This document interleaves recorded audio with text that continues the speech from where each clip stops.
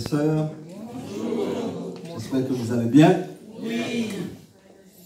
Heureux d'être au milieu de vous encore ce matin. Et je voudrais dire merci à chacun, à tous, et merci au pasteur qui me donne l'opportunité de prendre le micro. Donc je suis honoré et je rends grâce à Dieu pour cela. C'est vrai que quand on prend la parole pour parler de sa part, c'est en même temps mêlé de crainte, mais il y a aussi quand même une assurance, parce qu'il s'agit de la parole de Dieu. Donc, étant donné que c'est la parole de Dieu, je suis convaincu que ce matin encore, cette parole que nous allons partager va te faire du bien. Amen. Elle m'a fait du bien, elle va te faire du bien. Cette parole va nous amener d'un point A à un point B jusqu'à un point C. Donc nous allons progresser dans la révélation de la parole. Et vraiment, ma prière, c'est que cette parole que tu écoutes aujourd'hui ait un impact dans ta vie. Qu'il y ait quelque chose qui se passe, qu'il y ait quelque chose qui change, qu'il y ait quelque chose qui va de l'avant. Parce que c'est la parole de Dieu. Elle a la capacité de changer, elle a la capacité de restaurer, elle a la capacité de donner la vie. Cela fait que quand on tient le micro, on peut être à l'aise parce que celui qui parle, c'est Dieu. En tout cas, je me tiens devant vous comme un vase bien inutile. Et ma prière, c'est que le Saint-Esprit nous fasse du bien ensemble. Que vous puissiez recevoir ce qu'il a prévu pour chacun de vous. Et que personne ne reparte sans avoir reçu ce que le ciel a prévu pour lui ce matin. Amen. Et que ce que chacun va recevoir soit une dotation puissante qui va agir dans sa vie pour la gloire de Dieu. Amen. Amen. Je n'ai pas de montre ce matin. Enfin, j'en ai une, mais elle est en panne. Je ne sais pas si vous voulez dire... Non, c'est pas ce que je vais dire, Esther. Je veux dire que je n'ai pas de temps. Je ne sais pas à quelle heure on va finir. Que le nom du Seigneur soit béni. Je regarderai quand même un peu de temps en temps l'heure. Voilà, si vous avez faim à un moment donné, on arrêtera pour aller manger. Gloire à Dieu. Le thème que je vous propose ce matin, à ses pieds pour une vie d'adoration accomplie. À ses pieds pour une vie d'adoration accomplie. J'avais pensé dire autrement, à ses pieds pour une vie d'adoration prophétique. Et je me suis dit, bon, si je dis prophétique, les gens vont dire, il est prophète ou quoi, il commence à parler des choses qui le dépassent. Vous êtes dans une église, votre pasteur est prophète, hein, il pourra bien vous parler de ça. Mais ce que je vais dire, c'est que une vie d'adoration accomplie est une vie prophétique. Amen. Et que chacun est prophète de sa vie. Même si on a des frères et sœurs qui ont des ministères de prophètes, en fait, ce que Dieu veut, c'est nous infuser quelque chose afin que nos actions ne soient pas juste des actions pour le jour J, mais que tout ce que nous posons comme action soit dans le plan de Dieu, donc prophétique. Nous allons y revenir. Ça va? Oui. Que le nom du Seigneur soit béni. Amen. Le but de la création de l'homme, avec grand H, nous le savons, c'est pour adorer Dieu. Il ne nous a pas créés juste pour le servir. Parce qu'on peut servir comme un esclave, on le sert mais on n'est pas heureux, on n'est pas content. Ce n'est pas par amour, ça c'est différent. Une adoration, il y a le cœur qui participe. Dieu aurait pu aussi nous créer avec une forme où nous sommes juste pliés, la tête vers le sol et à genoux, du matin au soir, du soir au matin, tous les jours, pour adorer, adorer, adorer, adorer. On ne se lève pas, on est là que pour adorer. S'il voulait que ce soit comme ça, il faut nous robotiser afin qu'on ne fasse que des cris d'adoration sur la terre. Ce n'est pas non plus un mécanisme d'adoration qu'il veut. Il veut quelque chose qui sort du cœur de l'homme. Et quand Dieu crée l'homme pour que nous puissions être des adorateurs, Dieu a pris un risque de nous créer comme nous sommes. Parce que vous savez que le premier adorateur, c'était Lucifer. Il était là, il adorait Dieu. C'était un ange puissant, glorieux qui adorait Dieu. Mais à partir de sa rébellion, il a été chassé sur la terre. Et maintenant, Dieu décide de créer l'homme à son image. Malgré que Lucifer ait été rebelle, il crée un homme libre. Afin que l'homme puisse décider s'il veut adorer ou pas. Dès le jardin d'Éden, il y avait deux arbres. L'arbre de la vie et l'arbre de la connaissance du bien et du mal. Donc dès le début, l'homme avait le choix. Mais ce que Dieu désire, c'est que quand l'homme décide d'adorer, que ce soit avec tout son cœur, toute son âme. En fait, c'est cette adoration-là qui plaît à Dieu. C'est cette adoration qui est d'une agréable odeur. Ce n'est pas juste quand on se met à prier d'une manière religieuse qui est agréable à Dieu. Il faut que le cœur précède notre adoration. S'il n'y a pas d'amour dans ce que nous faisons pour Dieu, en fait, nous sommes peut-être satisfaits de ce que nous faisons, mais Dieu ne prend pas plaisir. Pour que ça fasse plaisir à Dieu, il faut que notre cœur y participe. C'est pourquoi les deux premiers sacrificateurs, qui s'appellent Abel et Caïn, il y a un qui a apporté son sacrifice avec son cœur, et cela a plu à Dieu. Et l'autre, non, il a apporté son sacrifice, mais ce n'était pas avec un cœur d'amour. Deutéronome 6, verset 5. Tu aimeras l'Éternel, ton Dieu, de tout ton cœur, de toute ton âme et de toute ta force. C'est tout l'être entier qui doit aimer Dieu. Ce n'est pas juste aimer Dieu par les lèvres. Oh Dieu, je t'aime, oh Dieu, je t'aime. Et le reste ne manifeste pas l'amour de Dieu. Et quand nous lisons les Deutéronomes, ce verset est venu après que les tables de la loi ont été données avec les différentes lois qui devaient être les 10 commandements. Et cela vient après, comme pour dire que ce que Dieu veut, même pour accomplir les 10 commandements, il faut le faire dans l'amour. Aimer Dieu. Sinon, quand on ne l'aime pas, on a du mal à obéir. Et Jésus nous précise cela en Jean 4, 23. Jean 4, 23. Mais l'heure vient, elle est déjà venue, où les vrais adorateurs adoreront le Père en esprit et en vérité, car ce sont là les adorateurs que le Père demande. Vous savez d'où j'ai tiré ce verset. Jésus est en train de discuter avec cette femme samaritaine au puits de Jacob. Et Jésus expliquait bien que non. En fait, ce n'est pas ce qui est plus important. Ce n'est pas d'aller à Jérusalem pour adorer. Ce n'est pas le lieu le plus important. Ce n'est pas non plus le moment d'adoration qui est le plus important.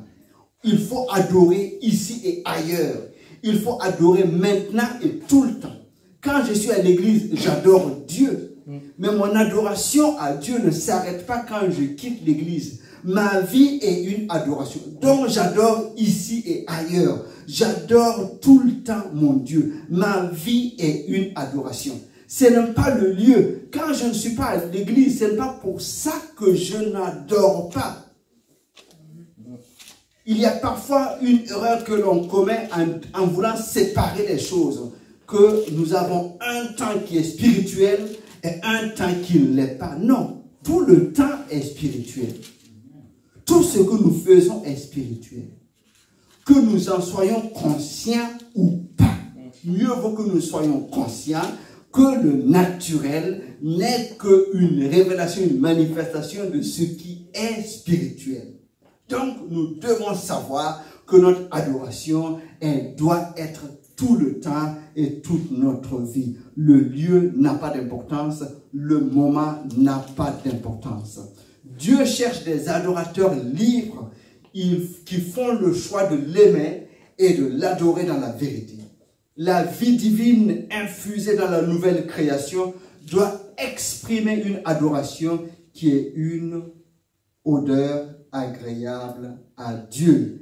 L'adoration de Dieu doit être en tout le temps. Donc, il y aura des moments où c'est plus facile que d'autres, mais ce que Dieu veut, c'est que nous soyons des adorateurs.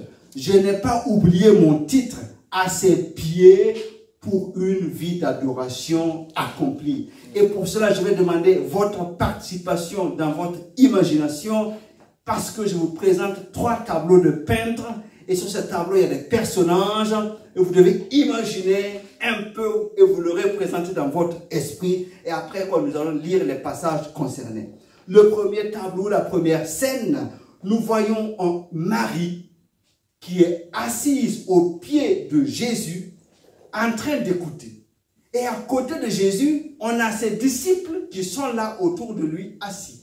Et de l'autre côté de la maison, on a la sœur de Marie qui s'appelle Marthe, qui est à la cuisine, qui est au four, qui est au moulin, qui est en train de faire plein de choses. Imaginez bien ce tableau-là. On a un groupe d'hommes qui est assis autour de Jésus, qui est le maître, une femme qui s'appelle Marie, qui est assise à côté de Jésus pour écouter, et sa sœur qui est en train de vaquer à ses occupations de manière importante. Elle en transpire. Il y a beaucoup de choses à faire parce qu'il fallait nourrir tous ceux qui étaient là. Ça s'appelle à l'école de l'écoute. À l'école de l'écoute. Bon, vous avez bien visualisé le tableau dans votre tête, je pense. Nous allons lire maintenant dans Luc chapitre 10, à partir du verset 38. Comme Jésus était en chemin avec ses disciples, Luc 10, 38. Comme Jésus était en chemin avec ses disciples, il entra dans un village et une femme nommée Marthe le reçut dans sa maison. Elle avait une sœur nommée Marie qui, s'étant assise au pied du Seigneur, écoutait sa parole. Marthe, occupée à divers soins domestiques, survint et dit: Seigneur, cela ne te fait-il rien que ma sœur me laisse seule pour servir? Dis-lui de m'aider. Le Seigneur lui répondit: Marthe, Marthe, tu t'inquiètes et tu t'agites pour beaucoup de choses. Une seule chose est nécessaire. Marie a choisi la bonne part qui ne lui sera point ôtée. Amen.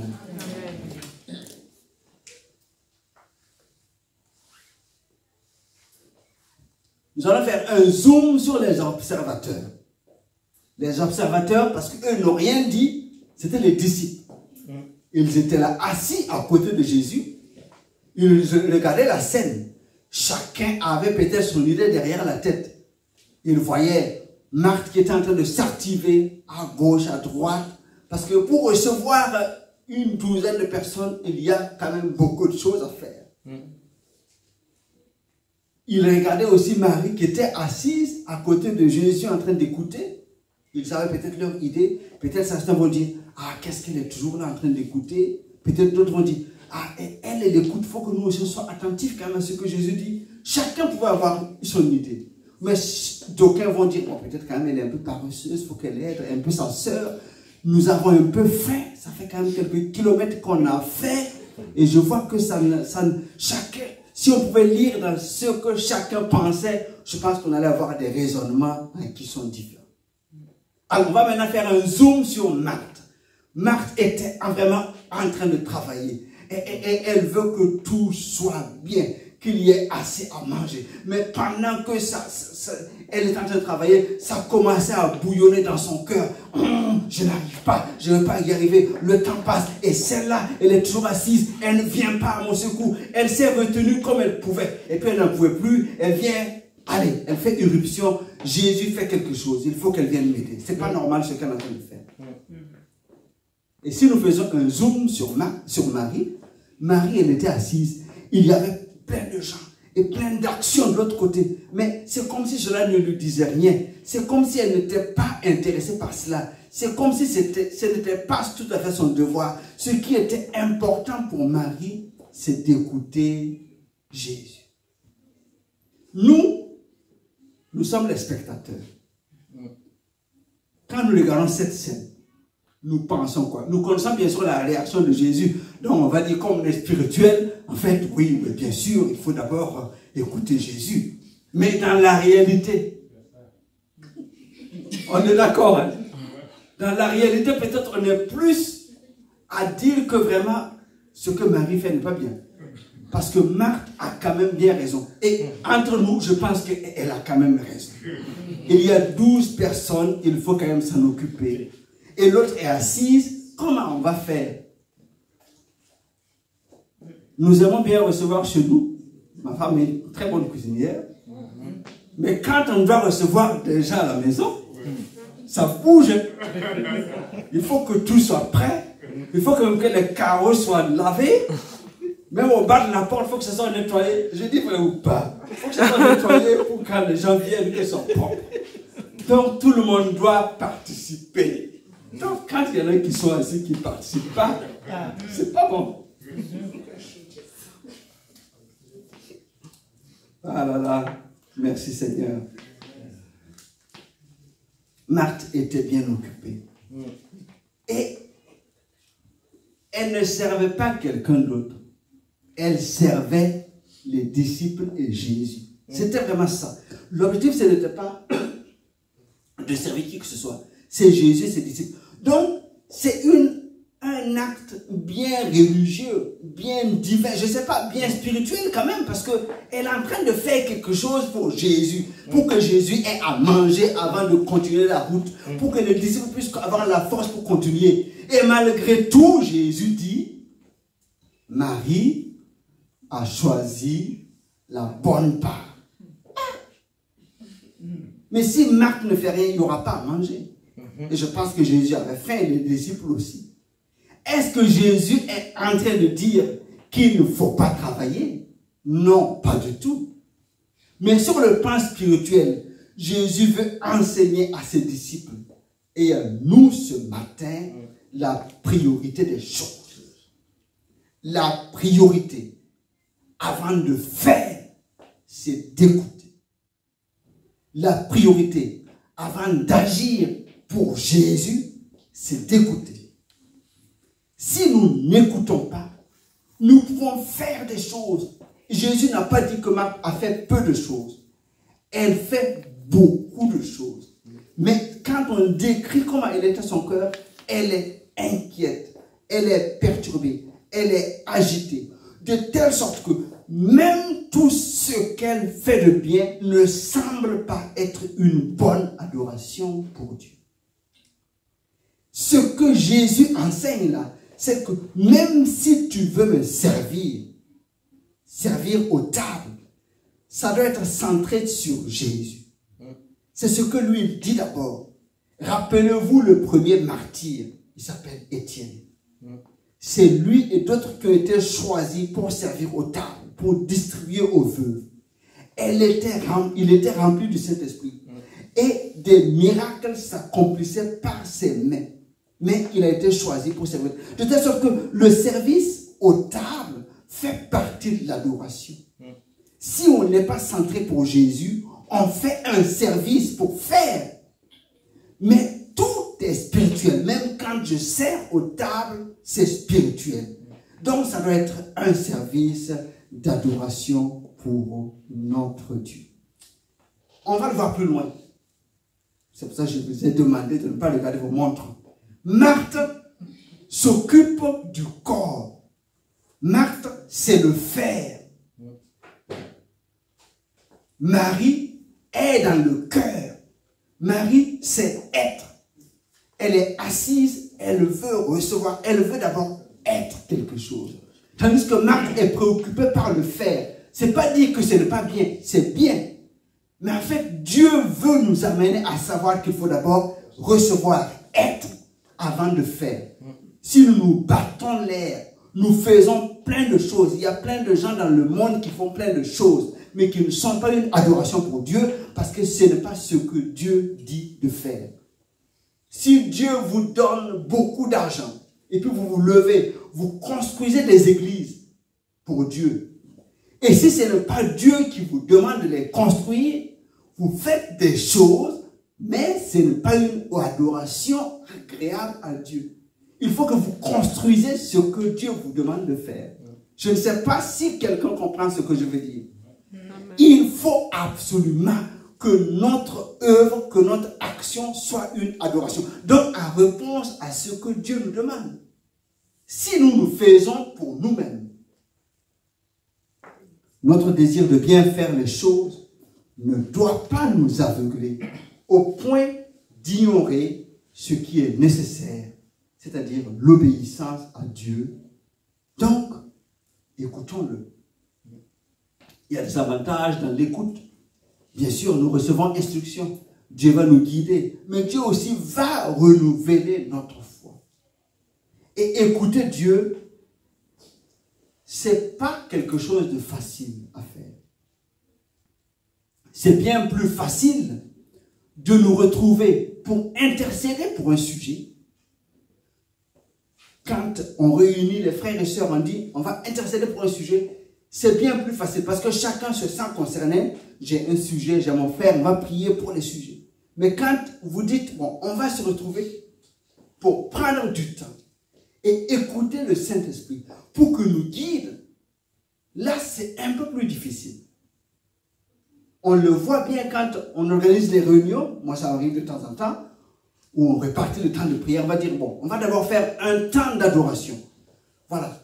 On ne va pas demander, hein, on va juste adorer Dieu, adorer Dieu. Mais même pendant ce temps où vous insistez qu'on doit adorer Dieu, il y a quelqu'un qui prend la parole, il commence à bénir tel frère, bénir telle sœur. On sait qu'il y a des prières, de demandes à faire. Mais on est plus habitué à présenter à Dieu à nos requêtes que d'être là pour écouter ce qu'il veut nous dire. Et quand vous lisez la parole, quand Jésus marche, hein, on le verra, il ne marche pas, il ne fait pas les choses comme ça. C'est par rapport à ce que Dieu lui dit de faire qu'il fait. C'est pour ça qu'il sera à la piscine de Bethesda. Il y avait beaucoup de malades, mais il est allé pour une personne à qui Dieu l'envoie voir. Ok?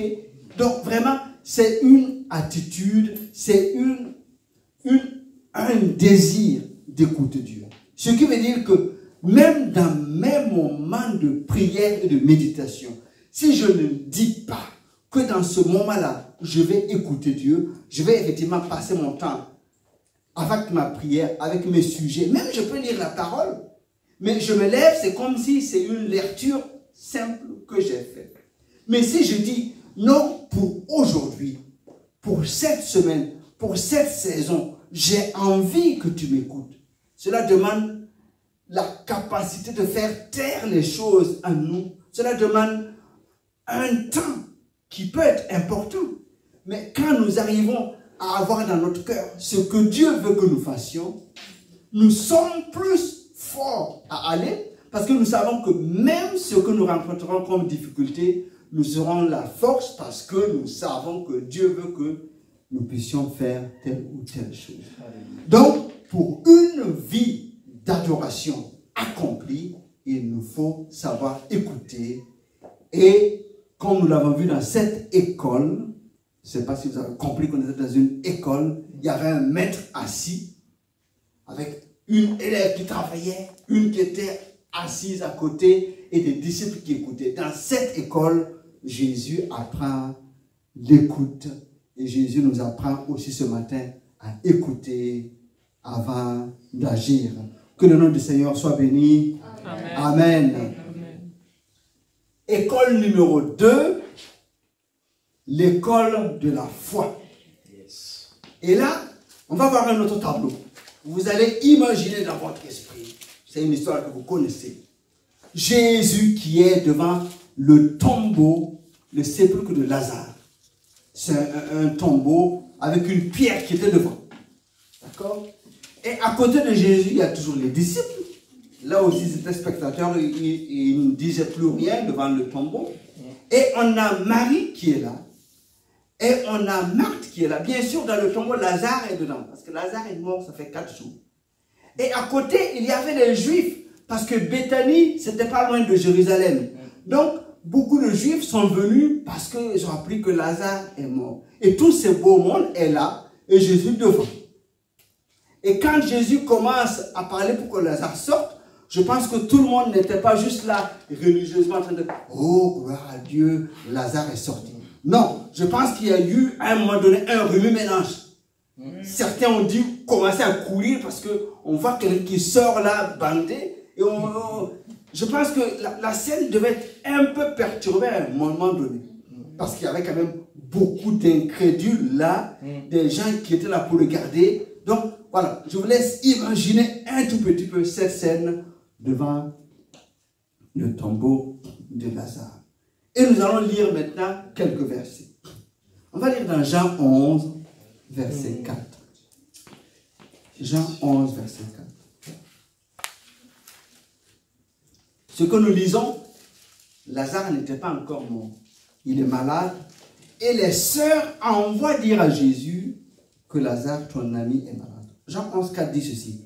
Après avoir entendu cela, Jésus dit, cette maladie n'est point à la mort, mais elle est pour la gloire de Dieu, afin que le Fils de Dieu soit glorifié par elle. Donc, des messagers sont venus dire à Jésus que Lazare est malade.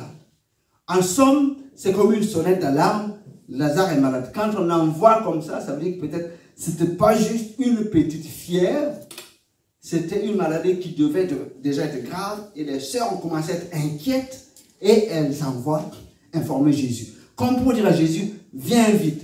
Nous savons que tu guéris. Si tu viens, notre frère va être relevé. Mais Jésus n'est pas venu tout de suite. Et 2 jours plus tard, Jésus a connu dans son esprit que Lazare était mort. Et Jésus dit maintenant à ses disciples, allons vers lui. Il y a eu beaucoup de discussions. Et dans la discussion, Jésus dit, allons réveiller Lazare. Et là, les disciples disent, bon, s'il est juste assoupi, allons-y, on va le réveiller. Même si nous savons que les Juifs, on te cherche pour te faire mourir. Et Jésus dit, verset 14, Jésus leur dit ouvertement, Lazare est mort. Et verset 15, il dit, et à cause de vous, afin que vous croyiez, je me réjouis de ce que je n'étais pas là, mais allons vers lui. Je ne sais pas si vous voyez la profondeur de ce que nous sommes en train de lire.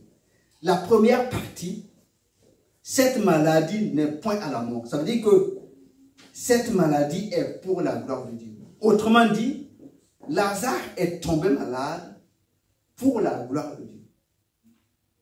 Ce qui veut dire que, en fait, dans la vie, nous pouvons passer par des situations qui nous troublent. Mais en fait, certaines situations sont permises juste, c'est pas ce qu'il faut dire, mais pour la gloire de Dieu. Ce n'est pas une situation qui est permise pour que nous puissions être dans une souffrance extrême pour aucune raison. En fait, Dieu permet certaines choses pour sa gloire. Si nous avons cette lecture et nous sommes attachés à Dieu, nous pouvons mieux surmonter les choses. Mais encore plus loin, il dit que Lazare est mort et c'est à cause de vous, afin que vous croyiez. Là, ça m'a perturbé. Donc, Lazare est mort à cause de vous. Mais pourquoi? Pour que vous croyiez. Peut-être, Jésus, quand il analyse la foi, il a dit non. Si je viens au premier jour et que Lazare devient en bonne santé, vous direz, bon voilà, même s'il n'était pas venu, bon, c'était juste une petite fièvre, il serait guéri. Si je viens alors qu'il est toujours en vie, bon, il a été guéri, mais bon, qui sait, peut-être aussi les médecins auraient pu guérir. Jésus attend et il est mort. En ce moment, humainement, il n'y a plus aucune possibilité. Tout est foutu. Et c'est là maintenant que Jésus arrive. Et il dit que Lazare est mort cause de vous parce que vous êtes incrédule. Donc, je me suis posé la question. Est-ce que notre incrédulité par moment n'amène pas des épreuves dans notre vie? Dieu te regarde, Dieu me regarde et dit non, bon, alors, mon fils là, je veux qu'il soit encore meilleur. C'est ça, émonder en fait, enlever les branches mortes et tout ça, quand Jésus parle de la parabole. Et quand Jésus nous regarde, il dit bon, voilà, je vais permettre encore que quelque chose arrive parce que je veux que de ça, comme d'un creuset, il en sorte quelque chose de meilleur. Donc on a intérêt, nous, à garder bien notre foi pour que Dieu ne soit pas obligé à chaque fois de nous faire passer encore par des moments plus difficiles pour nous rappeler qu'il est capable de faire tout. Je ne sais pas si vous comprenez ce que je veux dire. Dieu veut que nous puissions croire qu'il est possible, même si c'est impossible à l'homme. C'est quand l'homme touche le fond, avoue son incapacité et invite Dieu dans son impossibilité que les pleurs se changent en réjouissance et ce qui est impossible aux hommes devient possible parce que à Dieu tout est possible. Amen. Amen. Nous allons continuer à avancer dans la lecture dans Jean 11. Alors Jean nous raconte comment ça se passe parce que Jésus maintenant décide de retourner à Béthanie. Et quand Jésus arrive à Béthanie, on informe les sœurs que le maître est là. Vous devinez qui était la première à sortir pour aller voir le maître?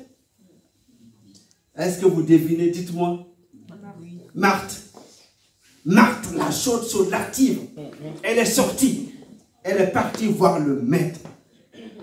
Donc, Jean 11, 24, 21, 24. Et quand Marthe voit Jésus, voilà ce que dit. Marthe dit à Jésus, Seigneur, si tu eusses été là, mon frère ne serait pas mort. Alors, une phrase étonnante. Mais maintenant même, je sais que tout ce que tu demanderas à Dieu, Dieu te l'accordera. Mais voilà, écoutez-moi ce matin. Marthe dit à Jésus, je sais que tout ce que tu demandes au Père, Dieu te l'accorde. Et Jésus répond, ton frère ressuscitera. Et la réponse de Marthe, oh gloire à Dieu, je savais vraiment que si tu venais, mon frère allait ressusciter. Non, pas du tout. Marthe dit, je sais, nous répondait Marthe, qu'il ressuscitera à la résurrection au dernier jour. Donc en fait, la parole de Jésus n'a pas eu d'impact sur elle en fait. Et ce qu'elle déclare, c'est une déclaration de bouche. C'est-à-dire qu'elle dit à Jésus, je sais que tout ce que tu demandes au Père, Dieu te le donne. Et Jésus dit, Lazare va ressusciter. Mais cela n'entre pas dans sa tête. C'est-à-dire que même quand elle parle, sa pensée est bien loin de ce que Dieu veut faire. C'est-à-dire qu'elle n'arrive pas à percer dans sa pensée pour comprendre qu'en fait, Dieu peut faire au-delà. Même quand Lazare est mort, et même quand Lazare sent déjà. Je pense qu'elle n'est pas la seule. Si nous étions là devant le sépulcre, peut-être nous n'allions pas non plus percevoir que comme ça commence à pourrir, Dieu a quand même l'intention de faire un miracle. Mais si tu veux faire un miracle, oh Dieu, mais pourquoi tu ne l'as pas fait avant?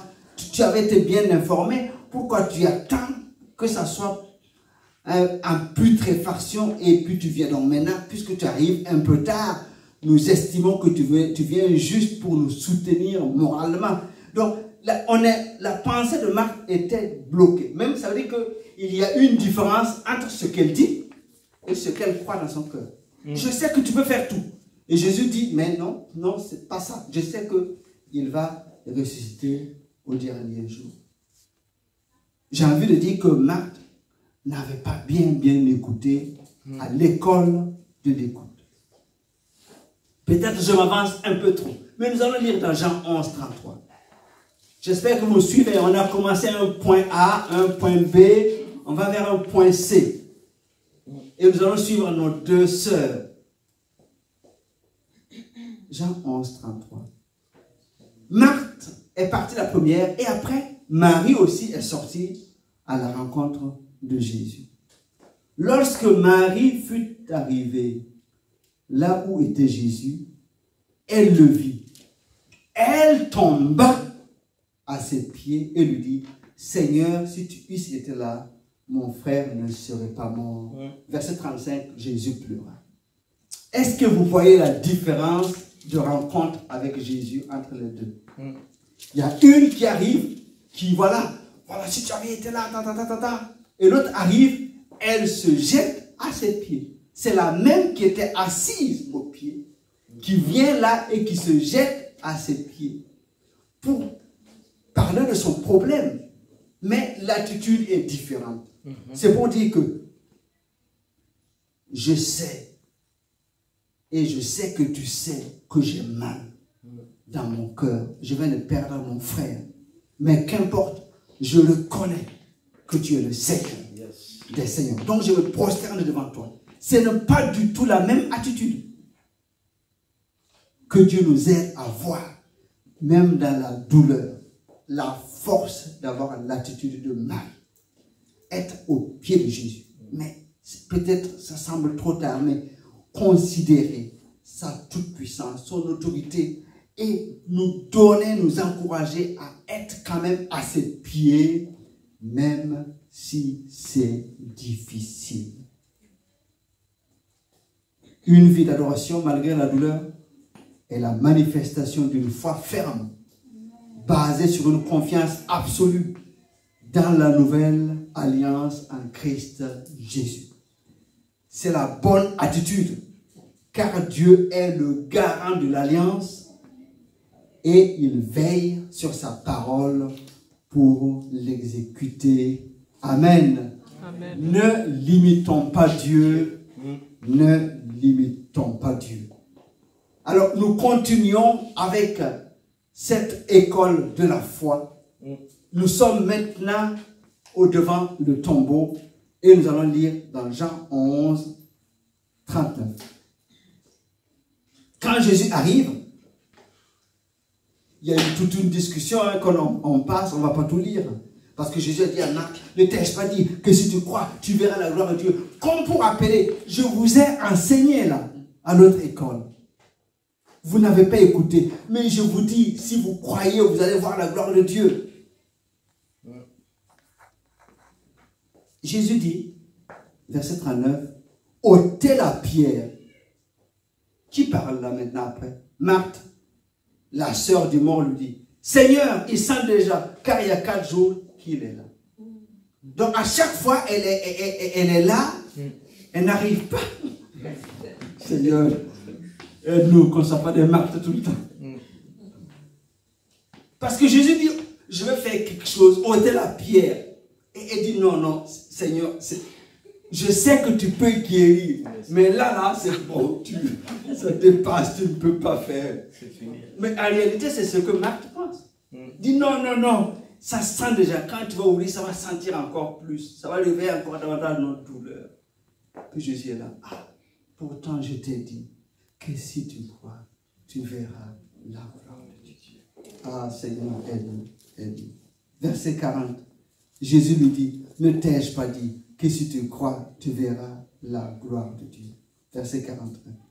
Ils ôtèrent la pierre et Jésus leva les yeux en haut et dit, Père, je te rends grâce de ce que tu m'as exaucé. Verset 42. Pour moi, je savais que tu m'exauces toujours, mais j'ai parlé à cause de la foule qui m'entoure, afin qu'ils croient que c'est toi qui m'as envoyé. Ayant dit cela, il cria d'une voix forte, Lazare, sors! Et le mort sortit. Quand il a crié, je pense que c'était le suspense là. C'était le suspense. On a attendu peut-être quelques secondes, quelques minutes, parce qu'il était quand même couché, bandé là. Donc il faut qu'il arrive à se lever un peu, faire des petits pas. Et on voit quelqu'un, peut-être les couleurs des bandes, c'était blanc, je n'en sais rien, quelque chose qui apparaît. Oh là, ça commence à fuir. C'est un fantôme qui sort, qu'est-ce qui se passe? Eh bien, c'est bien Lazare. Et on dit, allez, déliez-le. Et ceux qui approchent pour délier là, oh là, c'est un fantôme, c'est lui, c'est avec tremblement, on n'a jamais vu ça. Effectivement, Lazare est sorti et il a marché normalement. En général, quand tu passes par un moment de coma ou de choses, quand tu te réveilles, il faut qu'on t'aide à plier les jambes, qu'on fasse un peu de kiné là pour que ça revienne. Mais lui, je pense que tout est remis dans l'ordre tout de suite.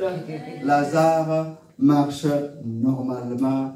Gloire à Dieu. Amen. Gloire à Dieu. Amen. Jésus a enseigné depuis le début afin que, en écoutant, qu'on reçoive la foi.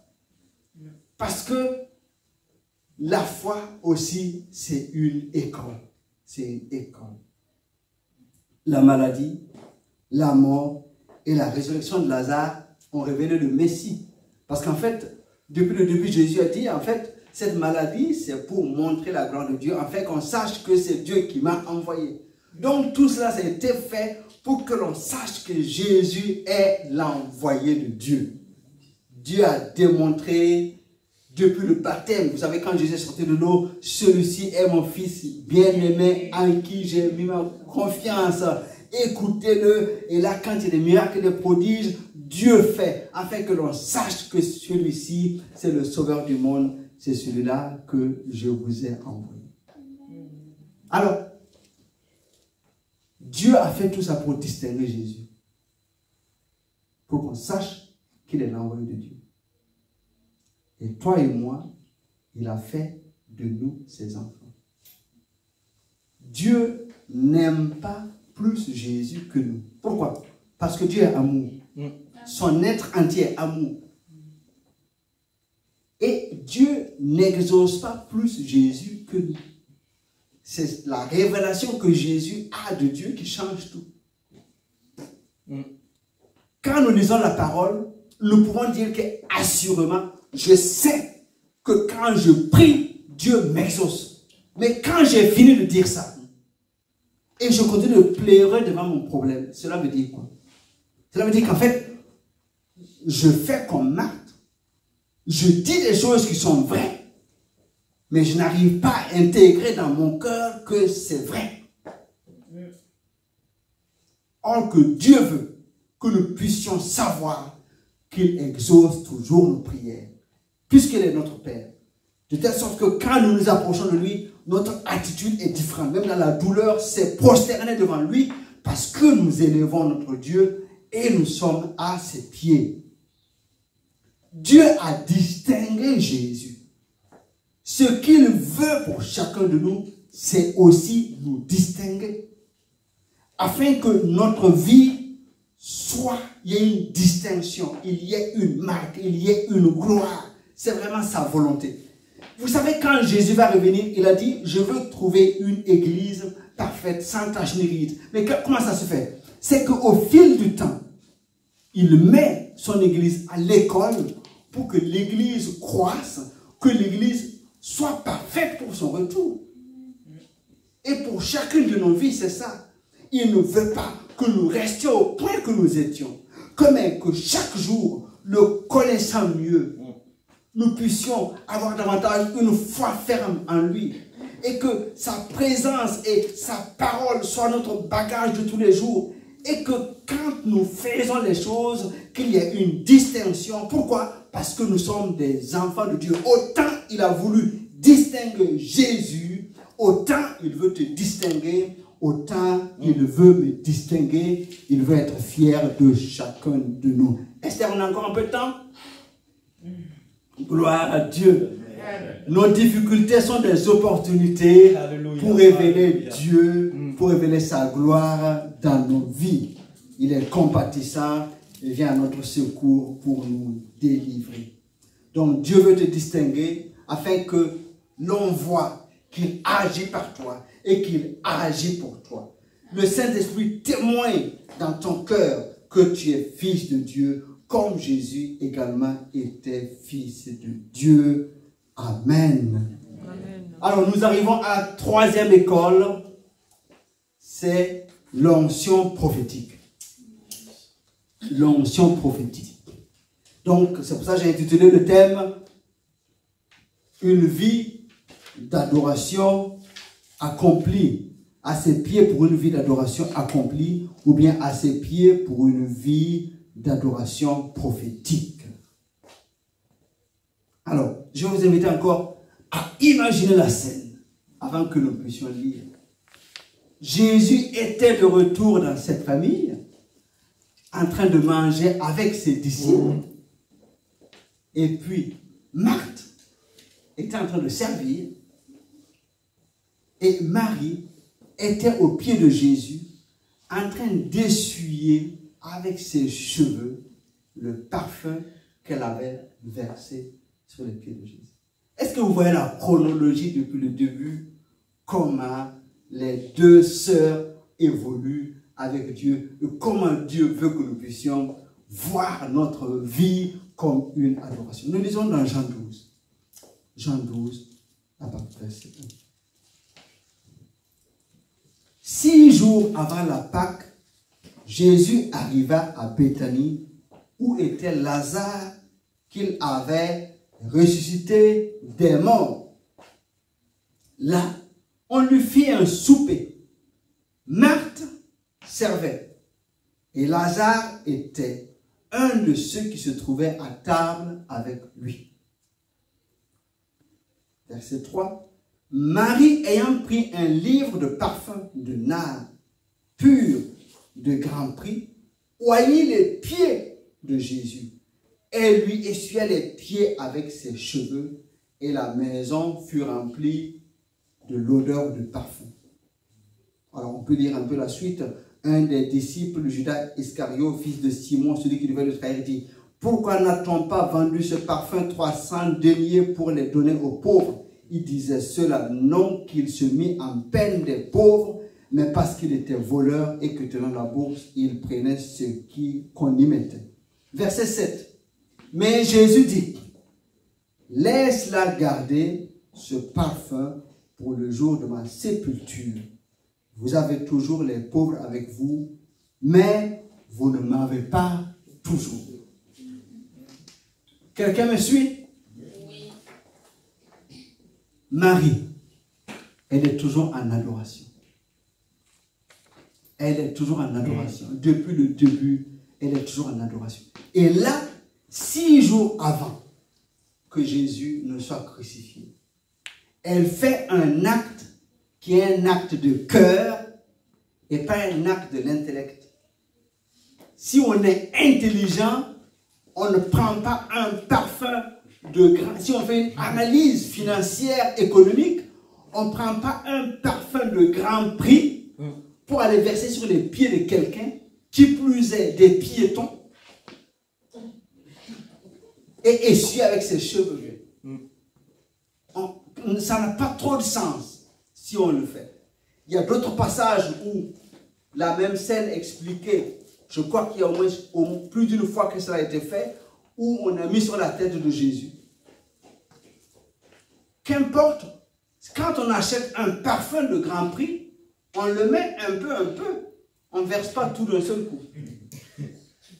Donc, ce que Marie a fait, nous l'avons lu, et c'est Jésus qui l'explique. En fait, Marie a fait quelque chose de manière prophétique par rapport à la mort de Jésus. Et nous savons que dans l'habitude des Juifs et dans beaucoup d'autres, quand un corps doit être mis en sépulture, voilà, on met de l'encens, on met beaucoup de choses pour parfumer un tout petit peu. Mais Marie le fait avant. Donc c'est un geste qui est prophétique pour adorer Dieu et pour dire que Jésus va mourir. Même avant que Jésus ne meure, Marie participe à l'accomplissement de la promesse de Dieu faite dans les prophéties dans l'Ancien Testament. En fait, le geste de Marie n'est pas juste une adoration actuelle, ponctuelle. Son adoration participe à l'accomplissement des œuvres de Dieu, à l'accomplissement du plan de salut de Dieu. Ce que je vais en venir pour terminer, c'est que Dieu nous invite à avoir une vie d'adoration.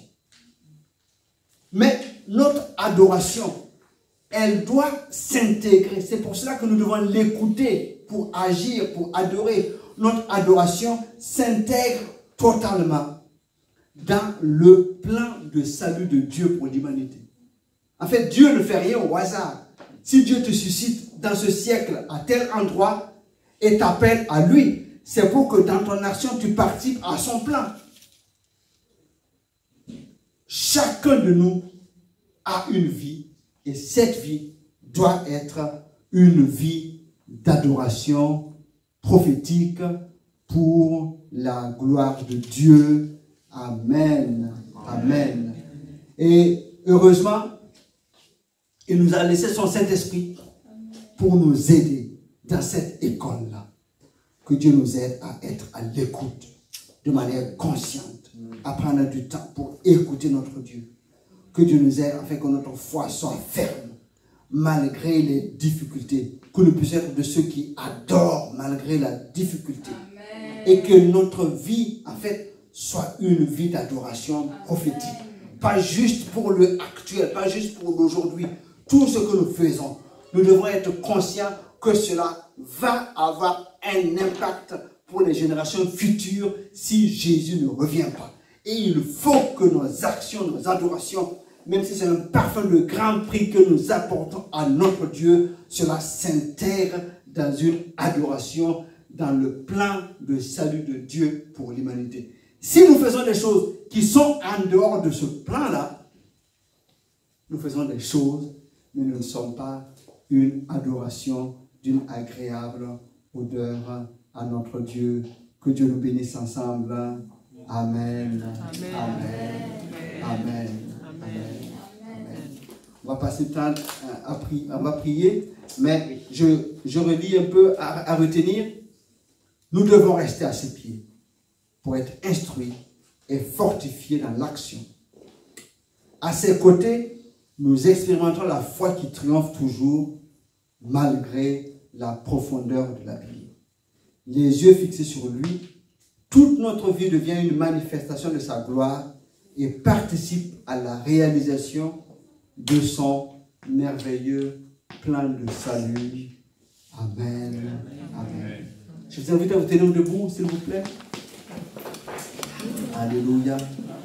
Gloire à Dieu, gloire à Dieu, gloire à Dieu. Alléluia. On va prier afin que Dieu nous aide. Que Dieu nous aide. Alléluia.